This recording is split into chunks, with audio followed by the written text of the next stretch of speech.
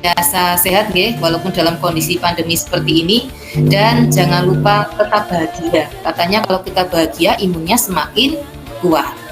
Oke, coba sebelum kita mulai pembelajaran berdoa dulu nggih. Saya pengen yang suaranya paling merdu. Coba Mbak Asnal dipimpin teman-temannya berdoa. Iya Bu. Baik, marilah kawan-kawan sebelum kita mulai pelajaran pada pagi hari ini, kita berdoa terlebih dahulu. Berdoa mulai. Selesai. Nggih, terima kasih. Coba kita presensi dulu nggih. Saya lihat wajah-wajah yang sudah saya rindukan ini. Mbak Nelly. Hadir Bu. Oke, Mas Trio. Hadir Bu. Mbak Triana. Hadir Bu. Oke, saya lihat di daftarnya sudah hadir semua. Tolong kameranya buka nggih, biar melihat satu sama yang lain.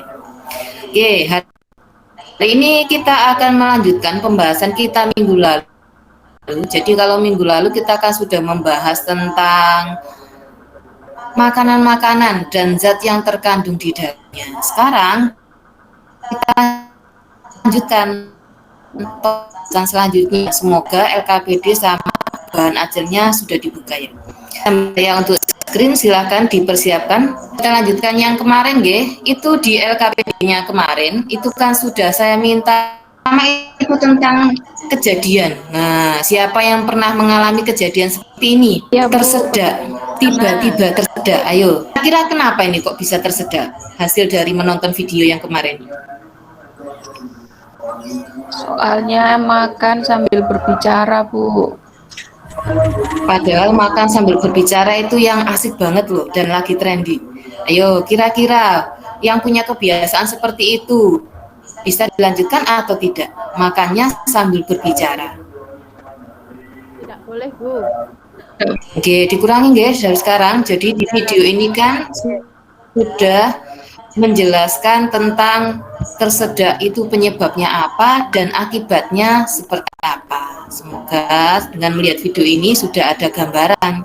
Sekarang kita coba lihat lagi. Ternyata, nah ini kita hobi-hobi semuanya. Sambil makan, sambil ngobrol. Semakin banyak ngobrolnya, berarti makannya juga berlama-lama. Nah, akibatnya apa? Salah satunya tadi yang ditampilkan di video bisa mengakibatkan tersedak. Selain itulah ini kebiasaan yang lain lagi yang suka ngeprank teman-temannya. Jadi yang suka ngeprank teman-temannya, nah ternyata saat dikagetkan temannya itu juga bisa tersedak loh. Jadi berbahaya, sebaiknya tidak dilanjutkan. Dan mereka-mereka yang suka ngagetin temannya atau makan sambil ngobrol. Apa yang harus kita lakukan kalau ada temannya yang tersedak? Nah, ini yang bisa dilakukan seperti ini, dan ini kondisinya temannya sadar nggih, baiknya dihindari saja intinya.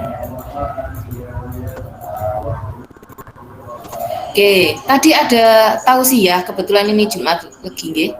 Kata Pak Ustadz, kalau kita berbuat kebaikan itu harus ikhlas seperti kotoran, karena apapun yang kita makan itu keluarnya akan sama. Setuju nggak dengan pernyataan ini? Setuju Bu. Oh, Ya. benar nggak? Setuju, Bu. Benar nggak kalau kita makan sesuatu itu ternyata keluarnya sama? Misalnya kita makan sate, kita makan bakso, ternyata keluarnya sama. Nah, itu berarti kenapa ya kok kita makan itu padahal beda-beda keluarnya kok sama? Tapi pernah memperhatikan ya? Jangan-jangan nggak pernah memperhatikan sama sekali. Oke, Mbak Triana. Iya Bu, karena mungkin karena sudah diolah di dalam perut Bu. Luar biasa. Jadi ternyata bukan pabrik saja yang suka mengolah ya. Di dalam tubuh kita juga ada proses mengolah. Lah, otomatis kita makan makanan yang pertama kali masuk kemana? Makanan yang pertama kali adalah masuk ke kemana? Ayo. Mulut. Mulut. Oke, makanan masuk ke mulut dan akan melakukan perjalanan panjang sampai akhirnya keluar menjadi feses atau yang kalian kenal sebagai kotoran. Nah, prosesnya kemarin saya minta untuk membuka di link ini, ternyata banyak yang curhat katanya belum selesai buka karena kuota dan lain-lain. Oke, kita review lagi nih. Jadi kita ulas yang ada di video sekarang. Dan pencernaan manusia pertama itu akan masuk ke mulut. Nah, saat kalian melihat makanan-makanan seperti ini, kira-kira yang kalian bayangkan atau yang kamu rasakan apa kira-kira, Rek? Sudah sarapan semua? Lapar, Bu. Belum sarapan, Bu. Pengen Sudah kelihatan? ngiler, Bu. Sudah. Ngiler, Bu. Lapar. Patrick, Bu, yang lagi ngiler. Sama. Sebenarnya Bu Guru ini juga ceritanya belum sarapan dan sekarang lagi ngiler. Jadi apa? Kita itu sudah lapar dan melihat gambar-gambar seperti ini. Oke, apalagi yang nggak usah diet ya, diet itu tidak diperkenankan karena ada makanan-makanan yang seperti ini yang menunggu untuk kalian cicipi. Nah, kalau sudah seperti si Patrick ini, nah, berarti di mulut. Kira-kira iler, kok iler ya? Apa kalian menyebutnya sebagai air ludah? Itu dihasilkan oleh apa ya? Kok sampai si Patrick sampai berbahasa-bahasa seperti ini? Ayo, di mulut itu ada apa? Di mulutnya si Patrick, di mulutnya kita yang sampai menghasilkan air ludah itu ada apanya kira-kira? Ada kelenjarnya, Bu. Oke, pinter, ada kelenjar. Jadi ada semacam bagian mulut itu yang akan menghasilkan kelenjar. Ada apa lagi di dalam mulut? Nah, ini si Patrick kan senyum. Ada apa yang kelihatan di wajahnya? Wajah tua dia si Patrick ini. Ada apa? Giginya, Bu. Saat dia tersenyum, dia menunjukkan apanya? Giginya. Pinter. Patrick aja giginya terawat dengan baik, pinter sekali. Jadi ternyata di mulut itu ada kelenjar, ada gigi, dan tujuannya sama, membantu kalian melakukan proses pencernaan. Oke, sekarang ternyata di dalam mulut itu isinya seperti ini. Tadi ada yang mengatakan kelenjar. Nah, ini ada bahasa Inggrisnya. Wah, berasa makan roti tadi pagi. Salivary glands. Ada kelenjar-kelenjar di dalam mulut yang akan menghasilkan kelenjar ludah. Terus ada giginya. Sama nggak bentuk antara gigi satu dengan gigi yang lain? Ayo, Tidak sama nggak sama, giginya? Berbeda, Bu. Tidak sama, pinter. Jadi giginya itu beda-beda. Dulu waktu kecil pernah ya giginya itu lepas? Kan nggak mungkin dari kecil giginya tumbuh sampai sekarang nggak lepas sama sekali. Pernah nggak mengalami gigi lepas? Pernah, Bu. Ingat, Bu. Ya, terus SD dulu. iya, kenangan yang tidak terlupakan. Coba Mbak Rila, waktu gigi lepas itu terus ada yang menggantikan. Apa selamanya gigi lepas itu nggak ada yang menghasilkan waktu SD itu? Terus ada gigi lagi, Bu. Muncul gigi Wah, baru. berarti gigi pinter. Berarti gigi itu ada dua tipe ya berdasarkan usianya. Jadi kalau saat kalian kecil yang tumbuh itu terus lepas itu namanya adalah gigi susu. Sedangkan yang saat menggantikan gigi susu sampai kalian dewasa itu namanya adalah gigi permanen. Nah, ini gambarannya orang dewasa. Berarti ini adalah gigi permanen. Coba diamati lagi di mulut, selain ada kelenjar, ini kelenjar, ada gigi, ada lagi yang membuat kita atau membantu kita bicara, namanya adalah Lidah. apa ini? Pinter. Jadi ada istilah lidah tidak bertulang. Lah ini penampakannya yang katanya lidah tidak bertulang. Ternyata mereka ini bersama-sama melakukan pencernaan yang ada di mulut. Ada gigi, ada kelenjar, dan juga ada lidah.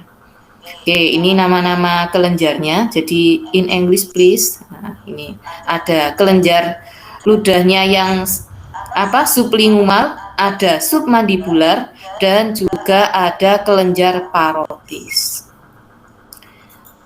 Oke, apa sih kelenjar itu? Ternyata kelenjar adalah organ yang membantu mengeluarkan enzim untuk membantu proses pencernaan. Coba Mbak Intan, sebutkan kelenjar pencernaan yang ada pada tubuh kita. Kelenjar pencernaan yang ada di tubuh itu hati sama pankreas, Bu.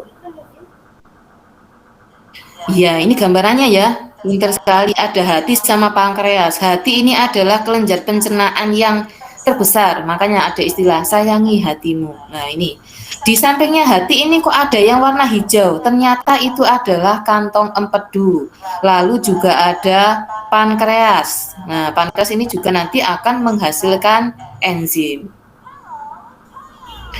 Terus ternyata, nah ini yang tadi saya bahas, macam-macam gigi. Jadi ada yang gigi berdasarkan usianya, itu ada gigi susu sama gigi permanen. Kalau yang satunya ini berdasarkan bentuk dan fungsinya ya, ada gigi seri, gigi taring, dan seterusnya. Jadi ada rumusnya, ada rumus gigi permanen. Kalau yang lengkap nanti jumlah giginya itu 32. Nah, kalian kan masih anak-anak ya, belum sampai giginya jumlah 32. Dan orang dewasa pun tidak semuanya tumbuh giginya lengkap. Jadi ada yang gigi terakhirnya itu tidak tumbuh. Berarti kita sampai di sini. Ada proses pencernaan itu yang mekanik, ada yang kimiawi. Kalau yang mekanik itu dia dibantu oleh alat. Kita contohkan di sini, ada perubahan tekstur atau ukuran, yaitu misalnya gigi atau otot-otot pada lambung. Ini membantu pencernaan mekanik. Kalau pencernaan kimiawi ini adalah pencernaan yang dibantu oleh enzim. Misalnya enzim yang ada di mulut.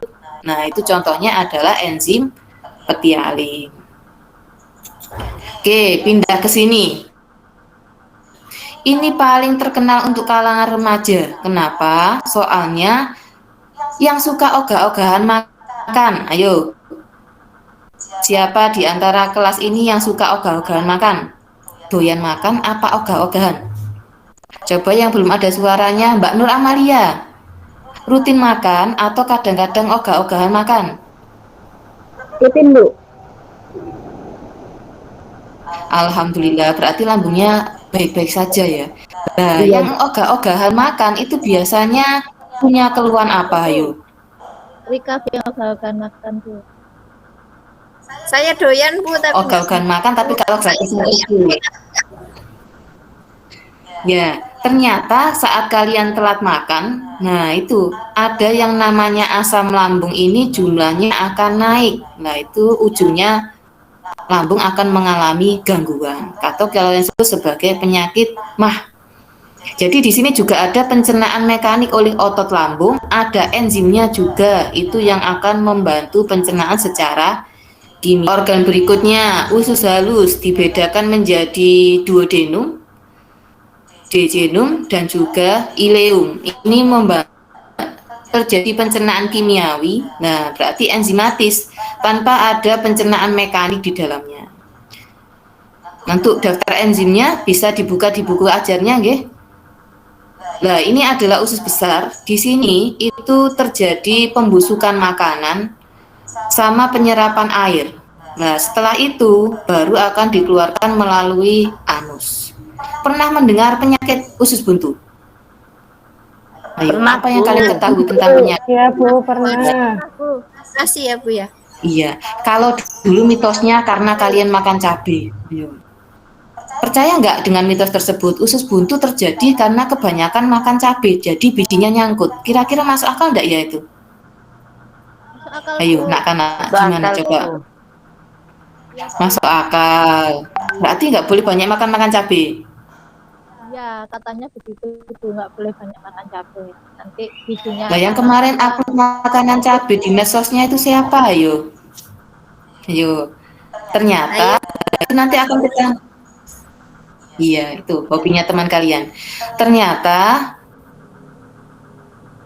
berdasarkan penelitian bukan karena bijinya cabai, tapi karena ada mikroorganisme berupa gangguan virus atau bakteri yang menyerang pada usus buntu. Oke, ini untuk daftar enzimnya ya. Jadi lebih lengkapnya ada di sini.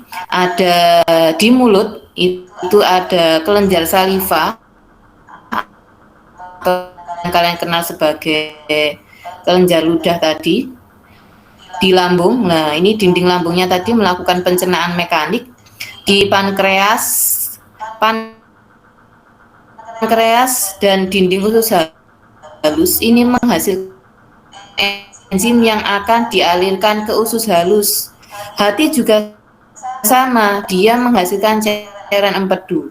Jadi mereka bertiga ini, si pankreas, dinding usus lambung, sama hati, cairannya itu sama-sama akan dialirkan enzimnya dan fungsinya. Sedangkan di mulut karbohidrat. Nah, gambarannya seperti ini, anus. Ada otot-otot di sekitarnya untuk membantu pergerakan. Sekarang, kemarin kan saya sempat KPD-nya yang percobaannya sudah dilakukan di rumah, kira-kira sudah berapa persen proses pengerjaannya? Saya 80% Bu. Alhamdulillah mendekati 100. Tapi percobaannya sudah dilakukan kan ya? Sudah Bu. Coba saya review lagi, apa sih yang kita kerjakan saat di rumah kemarin? Nah, percobaannya itu sebenarnya adalah menyelidiki pengaruh bentuk usus terhadap besarnya daya serap. Nah, berarti kita lihat lagi slide yang tadi tentang usus.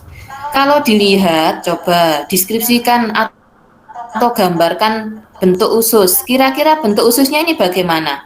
Lurus, memanjang, berkelok-kelok, berlipat-lipat, atau bagaimana? Gimana kira-kira bentuknya menurut kalian? Bu.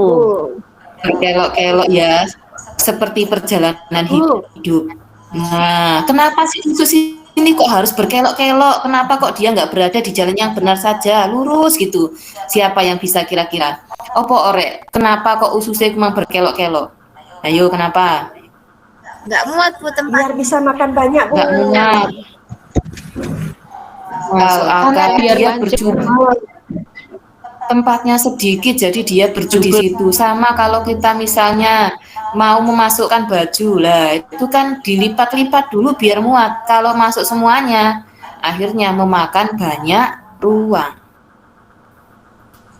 Oke, jadi kita ceritanya, nah kita kan menyelidiki atau melakukan percobaan bentuk usus terhadap besarnya daya serap. Kemarin itu, nah, saya minta menyiapkan percobaan, sudah saya berikan langkah kerjanya, alat bahannya, coba ambil review sebelum kita ke pembahasan akhir. Alat dan bahan yang disiapkan kemarin apa saja? Ayo. Anduk Bu. Handuk Bu. Anduk Bu. Sama Apa toples. yang digunakan pada percobaan kemarin? Handuk, toples, Handuk. Spidol. Boleh banget, kreativitas pokok. Ada apa lagi? Spidol. Oke.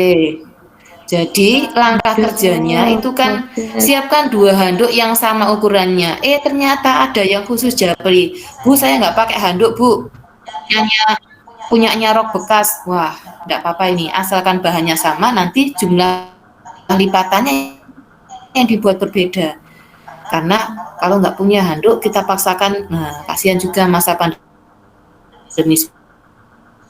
Lipatlah handuk pertama sebanyak 4 kali lah. Jadi kita gunakan 2 ya. Gambarannya begini. Ini kebetulan yang saya potret yang handuk pertama saja. Jadi lipatannya yang dibuat diisi air ditandai pakai spidol. Setelah itu lebih bagus yang mana? Antara yang sedikit lipatannya atau yang lebih banyak lipatannya. Itu adalah tujuan dari percobaan ini. Membandingkan. Coba siapa? Checklist dulu ah. Tadi kan ada yang 20, ada yang 80, coba. Yang kira-kira sudah ready untuk presentasi. Gambaran kasarnya saja. Siapa ini? Yang sudah ready presentasi? Mbak Novi yang belum kedengaran suaranya dari tadi. Ya Bu, saya Bu. Oke. Gimana? Itu kemarin itu kan saya pakai handuk Bu, seperti yang di LKS itu. Nah terus ternyata handuk yang punya lipatan lebih banyak, ternyata air yang diserap itu lebih banyak Bu. Oh, kayak gitu. Kira-kira kenapa kalau lipatannya lebih banyak kok dia serapan airnya lebih banyak, Mbak Novi? Soalnya permukaannya yang untuk menyerap kan lebar, Bu.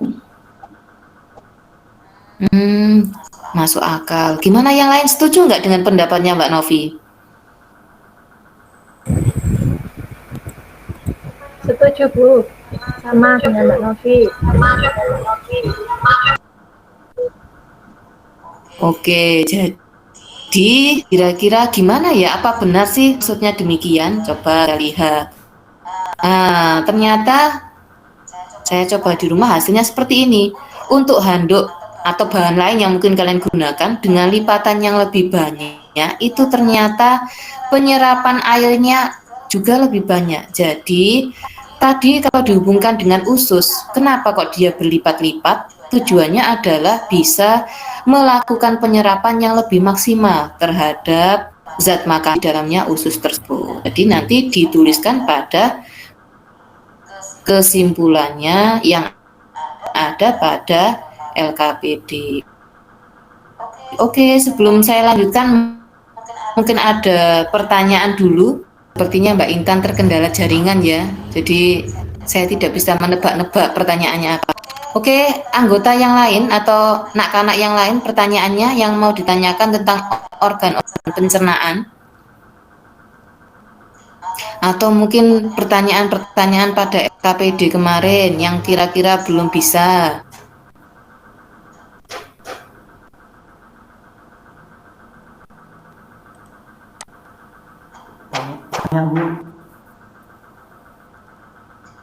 Oke, silakan Mas Waris.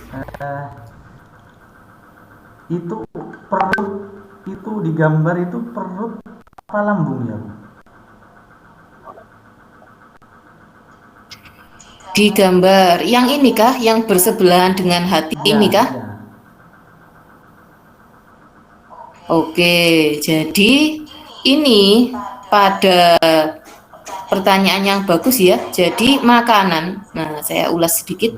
Jadi makanan setelah dia masuk ke mulut, dia akan lanjut pada kerongkongan, lalu dia akan masuk pada rongga perut. Nah ini jadi mereka yang berkumpul di sini itu sudah masuk pada rongga perut. Kalau kalian lihat padahumnya ini adalah perut bagian kiri. Tapi kalau nanti temannya ada yang punya keluhan pada perut bawah kanan, lah ini kalian harus curiga, jangan-jangan masalahnya ada pada usus buntu karena dia terdapat pada perut bawah kanan. Tapi kalau keluhannya kok perutku nyeri di bagian perut kiri, nah itu biasanya lambung. Nah kalau hati ini, nah dia bersebelahan dengan si lambung. Oke, pertanyaannya bagus. Pertanyaan yang lain lagi. Tidak ada pertanyaan lagi. Saya minta salah satu menyimpulkan hasil dari LKPD yang sudah dikerjakan kemarin. Ya, yang sudah ready. Misalnya sesekali nggak ditunjuk tapi menunjuk diri sendiri. Oke. Silakan. Mbak Triana tak barusan. Iya, mau tanya Bu tadi Bu. Mbak Triana apa Mbak Rila barusan? Mana Bu yang tanya? Saya mau tanya Bu. Coba Mbak Asnal. Kira-kira yang sudah dipelajari kemarin, nah kan di LKPD itu ada pertanyaan. Di perjalanannya siapa Mbak Riana ini? Mbak Triana. Ya, silakan yang bertanya. Ya, silakan yang bertanya dulu. Kalau kita pada saat kita membantu ibu membersihkan hati ayam itu Bu, katanya jangan sampai kantung empedunya pecah karena bisa pahit. Itu kenapa kok bisa pahit Bu? Pertanyaan yang bagus. Oke, kita lihat si kantung empedu yang kecil-kecil.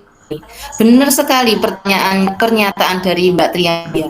Kalau misalnya saat kita itu membersihkan ayam yang sudah dipotong-potong, nah itu kan kita pisah-pisahkan. Kenapa si kantung empedu ini kok nggak boleh pecah?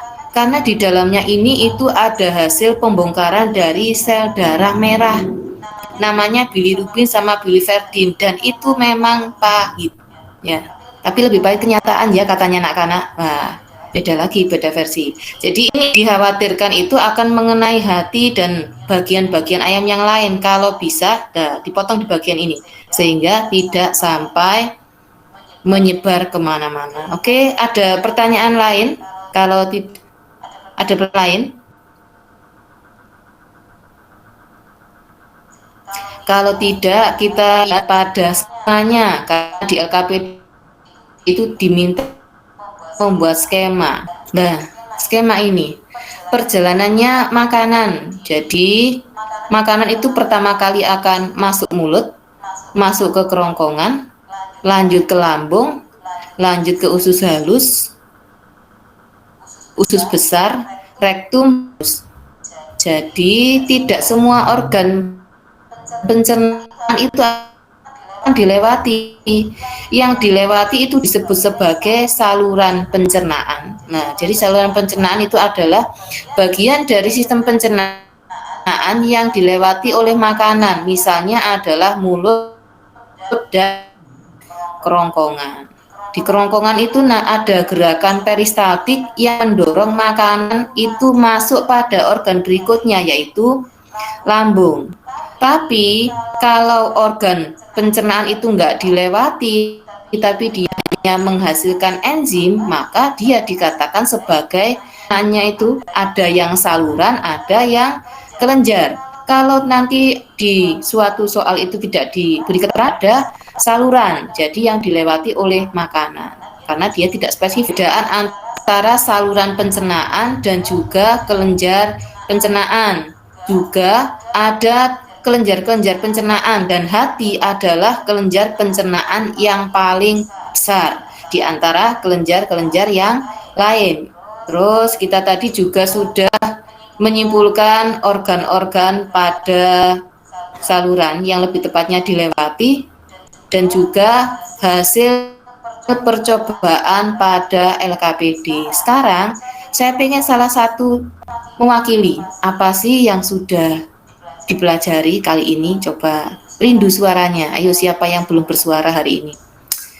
Siapa ya yang belum bersuara hari ini? Sama sekali. Mbak Rika, tadi suaranya hanya sebait 2 bait.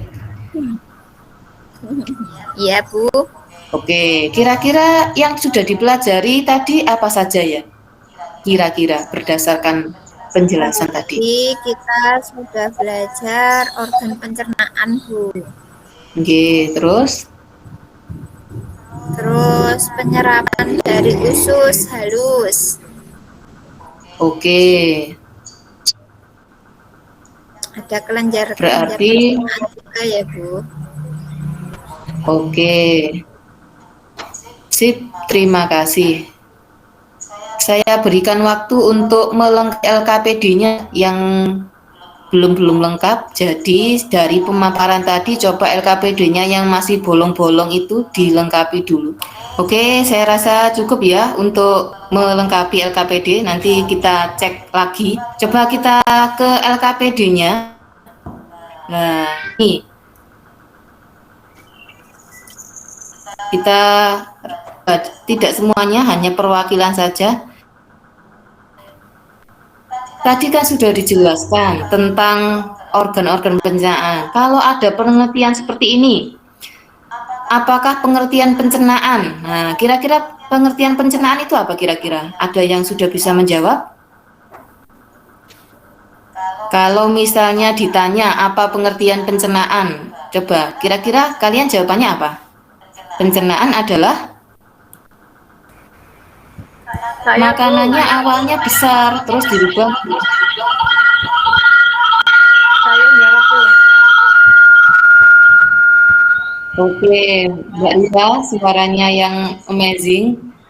Kira-kira apa pencernaan, Mbak Rila? Pencernaan adalah Pencernaan itu proses pengubahan dari molekul yang besar menjadi lebih sederhana sehingga bisa diserap oleh tubuh kita, Bu.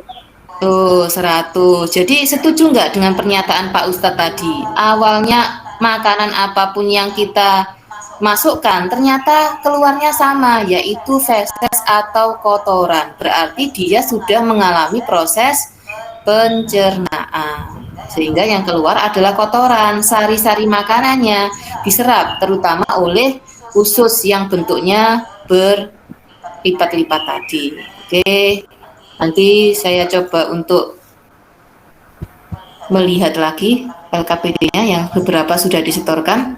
Oke, ini ada pertanyaan berikutnya. Pencernaan itu dibedakan menjadi mekanik dan kimia. Menurut kalian, perbedaan pencernaan mekanik dan kimia itu apa kira-kira? Kalau mekanik tadi contohnya kok ada gigi segala, ada lidah. Berarti pencernaan mekanik itu pengertiannya apa?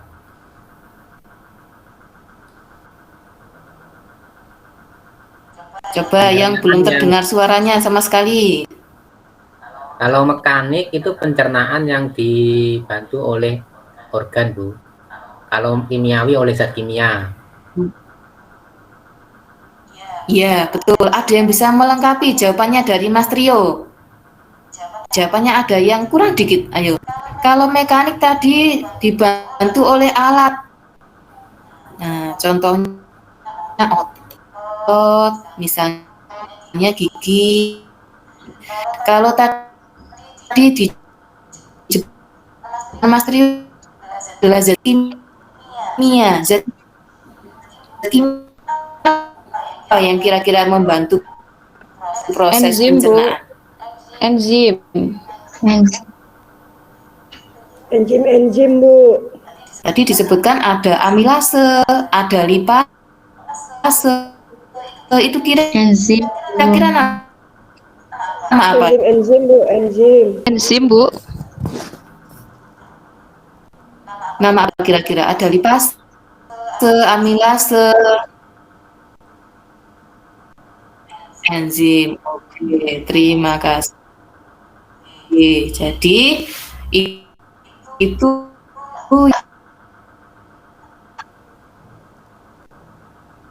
dipelajari. Sekarang saya coba mengingatkan kembali untuk pertemuannya yang akan datang karena kita akan belajar tentang kelainan. Nah, saya minta untuk KPD-nya dibuka-buka lagi ya. Nah, dilengkapi juga ini. Coba kira-kira ada enggak yang sudah selesaikan lembar I ya? Menunjuk bagian.